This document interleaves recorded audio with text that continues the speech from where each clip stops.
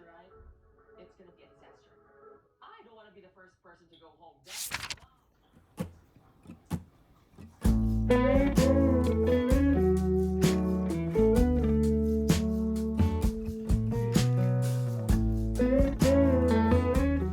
Hello, mis amores, and welcome to Monday. Welcome to a new vlog. Today is Monday, the day before July 4th, Independence Day, and not much has really happened. Turns out I was the only one in the office today, so I decided to make the executive decision of going home on my lunch and finish work from home, because no one will even know that I was there unless they see this vlog, which I doubt it. For a reading update, I finally finished the Iliac Crest, and honestly, I don't know what I read in a good way. It doesn't make sense. I am gonna have to do my research on it. We'll probably reread it just to see if I grasp it better, especially since I guess I was reading it in a hard time since I was like really sick and everything like that. I think also one of my issues in this book is the translation, because there were many parts where I realized, okay, this is obviously translated. Like in one part, two characters are talking and the narration says something along the lines of like, he noticed the switch to the informal tu.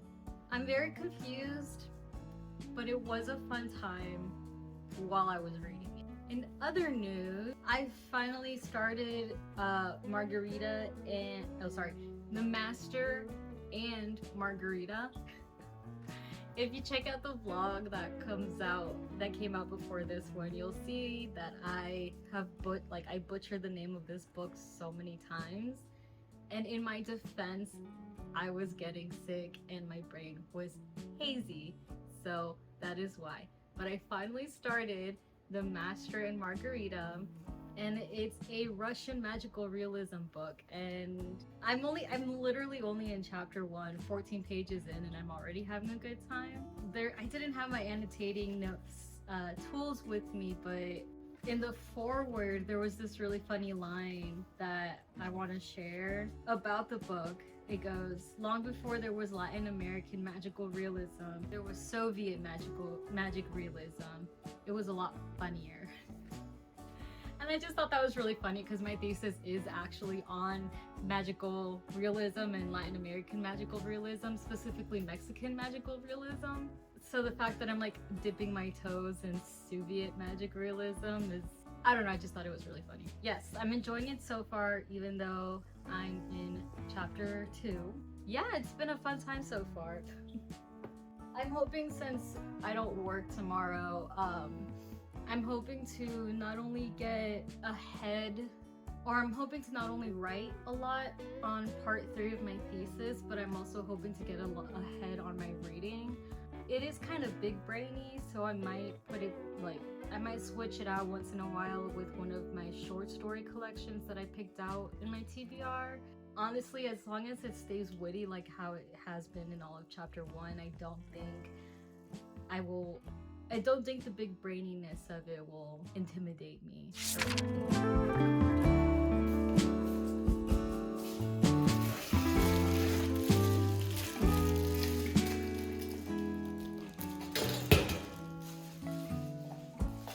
I have book mail and I can't seem to find my scissors. My friends and I technically have a book club, but we haven't really had a book club in a really long time, like since last year, I think. And the next book that we were supposed to read was Girl Interrupted by Susanna Kaysen. I've seen the movie, loved it, love Winona Ryder, and neither of us have read the book, so we thought that this would be our next option because the first book we read was my year of rest and relaxation. And so yeah, I'm just gonna go ahead and add this to my very informal July TBR list. It is a lot smaller than I thought it was going to be. It's not even 200 pages. So that is actually very exciting. I can't wait to get into it. Alright, come here. No, it's only normal to you. No. I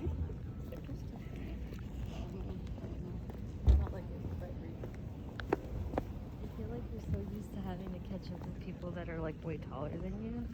No. No? No.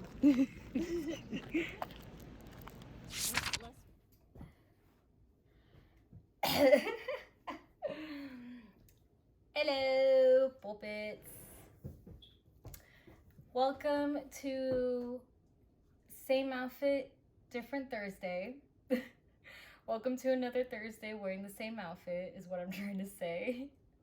My sister gave me this jumpsuit and it became like my favorite thing that I'm wearing right now. And in true ADHD fashion, I am hyperfixating and wearing it all the time. Not just because it's my new favorite outfit, but because it is so comfortable. And I think that's another reason why my ADHD brain is just like, wear this as much as possible. I am moving out in a week. If you're new to this channel, hi, my name is Laura. I'm a graduate student studying to get my master's in English literature, and I essentially quit my job / they kind of had to let me go. So the reason why I'm moving out is because I can no longer afford rent, and so I am moving back to my parents' house into my old room. My sister is still staying here in the apartment, so I'll be going back to our old room, but at least I won't be sharing. That's the silver lining, is what I'm trying to say. I basically went through all my bookshelves because I have many small bookshelves, and I decided to unhaul some books that I just don't want to take back to my mom's house. And I guess I just wanted to share a couple of them. So this first book that I have in my hand is actually the collected poems of Emily Dickinson. The only reason why I'm unhauling this book is because I, like many of these books actually, I have a better version of this. I personally don't like the Barnes & Noble editions anymore, especially since I have found better. For a poetry class that I took in my second semester of grad school, I took an American literature class that had Emily Dickinson in it, and I bought the edition that the professor wanted, and that one 10 times better. 10 times better than this one, 100%. So I'm unhauling that. I already have a couple books in here, so I'm too lazy to go through them. Next is The Queen's Gambit. I had to buy this book for my research strategy class because our professor was going through an essay that he was about to publish at the time on the Queen's Gambit. Honestly, I don't know why we bought and read this book because we barely even discussed it. It was just a waste of time. Never interested me. The show doesn't interest me. I'll buy it used if I eventually have like the mighty need to read it, or I could just, watch the show, whatever. So this book, No More Assholes by Chantal Heidi, I think her last name is. She's actually a TikToker. I found a lot of her TikToks, and she's like a dating coach, and she was like really promoting her book, and I love her TikToks. She was one of the few that like I actually did follow. But I bought this book 2 years ago, and I have not picked it up once. So I'm sure someone at Goodwill would really appreciate it. The next book is The Land of Little Rain by Mary Austin. And this book was so boring. I honestly can't even tell you what it's about. It was a very hard read. We read it in my Borderland literature class. It definitely talks about the Borderlands, but it was just it was a tough one to get through. And I don't think I'm gonna take a class or specialize. I don't think I'm gonna specialize in borderland literature, so again, I could always just buy this used or get it from the library if it ever comes back into my life. I personally don't need a copy of this. So she is going in there once I remove the tabs. Next is Boswell's London Journal from 1762 to 1763, and I read this in my biography class. It was a fun read, but I don't need it anymore. So and then these next 4 books I'm basically just giving away because they are Barnes and Noble editions, and again, I already own better copies of every single one, so I think someone else could put these books to better use. And that is Wuthering Heights by Emily Bronte, Jane Eyre by Charlotte Bronte, one of my favorites actually, Paradise Lost by John Milton. These 3 are like my heart and soul. They're my favorite classics. I love them so much. So much.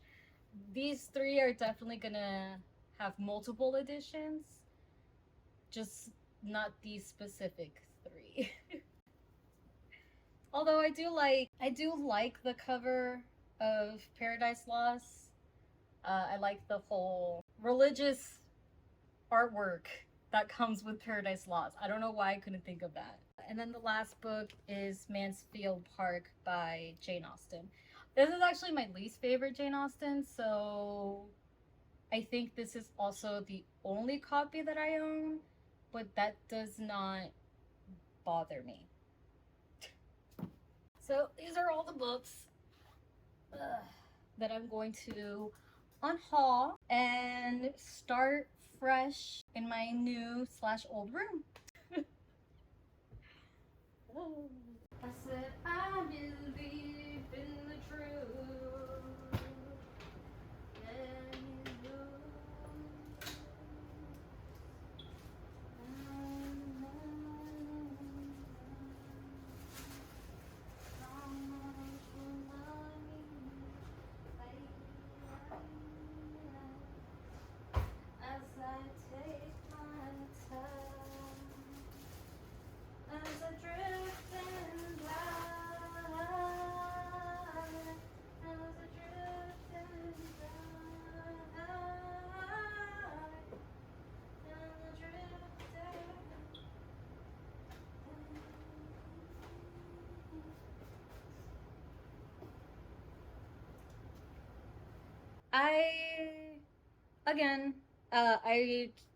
I'm pretty sure I've mentioned this before, but I have been recently diagnosed with ADHD. It's gonna be a year, I think, in December since I've been diagnosed. Ever since that diagnosis, I have been slowly trying to readjust my routines and add and take away things that benefit or not benefit me with my ADHD. And one of those things that I realized that I really needed to fix was coffee.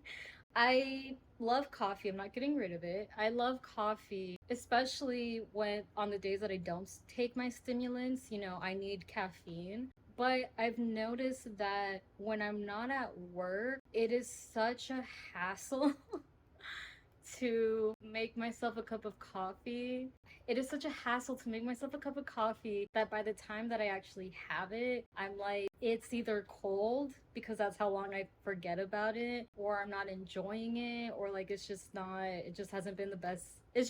I've just been having issues with my coffee. In one of my earlier vlogs, I actually bought a coffee maker because I had been using a French press for years. But the issue with the French press is that you have to let the coffee sit. By the time I remembered that my coffee was done, it was undrinkable, basically. Sometimes I would remember most of the time I would remember on time, but sometimes, I didn't. And then also it was like really hard to gauge like how much water I need to put in, and there would be a lot of water just gone to waste because obviously, you are very well aware about coffee, it's really hard to reheat coffee.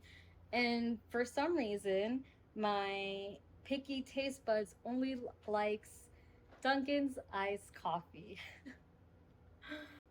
So I bought a coffee pot, right? It was really pretty sage coffee pot with a reusable filter and everything. Amazing. Loved it. It had a timer where like it would turn on at a certain time and brew your coffee and keep it warm for a certain amount of time as well. And that feature was amazing when it still had its magical new toy aura around it. But I slowly started getting fatigued by it because I would have to throw away the old coffee grounds, wash it, grind, because I'm that girl and liked grinding my whole beans myself. Grind my coffee beans and then set it up and then clean the actual coffee pot. Like I was getting fatigued again and just not enjoying coffee. And the reason why it's easier for me to drink coffee at work is because we have a Keurig machine. So the fact that I turn it on while it's heating up and setting up, I'm turning on my computer, and then while that's booting up, I make my cup of coffee because all I have to do is pop it in, snap it, press one button, and then it's made, you know? And because I work in an office with 12 other people in it, I never have to refill it. So it really is like the easiest thing for me in the world to have my coffee at the office. Or if I'm feeling it a little spicy, I could always just go to a drive-through and get my coffee. So this whole rant is to say that I'm readjusting my coffee routine and trying instant coffee. Like trying to stick with only instant coffee. And that's definitely like a Mexican thing of me. I don't think white Americans are used to drinking instant coffee. I know in being Mexican, I grew up with Nescafe, and then they eventually found Folgers. And controversial opinion, I kind of prefer Folgers over Nescafe. But then I found out that Nescafe has like this bougie line where it's like where they toast their beans or something like that, and that one's actually pretty good too. We recently discovered Juan Dalves instant coffee. I'm gonna stick to that to see if that would help with my coffee fatigue. And I went on Amazon to not to buy, because there's obviously instant coffee in Publix and at Walmart, so I don't need to waste money or time on delivery fees or anything like that. But I did go on Amazon just to see if there was other brands out there that I probably wouldn't find in a store. And there were a lot that I do want to check out eventually. But one of those was this Korean brand called Kanu, I think. Kanu by Maxim. I don't know, the box looked interesting. The description sounded very delicious, so I want to give these a try. This is latte flavored, so I'm assuming one stick is only 65 calories, which is amazing. And sugars included, added sugars, there are only 8 grams of sugar, which is even more amazing. My family and I have to really be careful with these kinds of instant coffees that come with like all three, the cream, the sugar, and the coffee, because my mom is addicted to this Chinese instant coffee that I used to like as well, but we have definitely gained weight because of that coffee.